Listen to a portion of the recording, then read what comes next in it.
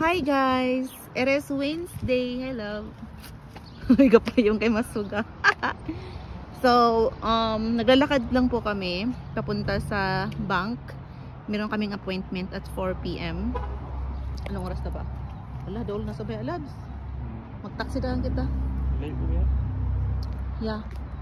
So guys, naglakad lang kami from our apartment. Tinor ko lang siya sa apartment na go before with my friends.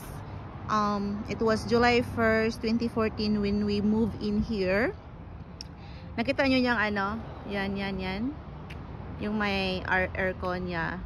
Yan yung unit namin kasama mga kaibigan ko. So 2014 until 2019, guys. Ako nakatira dyan. And then nag-move kami ni Rachel, ang aking kaibigan, sa katabi lang din na unit. Ito guys. Nakita nyo yan sa baba. Diyan lang din kami nag-move ni Rachel. So it was January 1, 2019 nung nag-move kami dyan until October 30th, 2022. Di ba guys? Memorable yung building na yan, sa dami ng ganap na mga parties, mga friendship, yun. So yung parking ko before, ayan, number 7 at saka number 8. Yan guys, katabi ng garbage bin. So ayan, punta kami ng asawa ko sa Bangkok today. Maganda na yung araw, though cloudy siya, pero hindi naman umulan.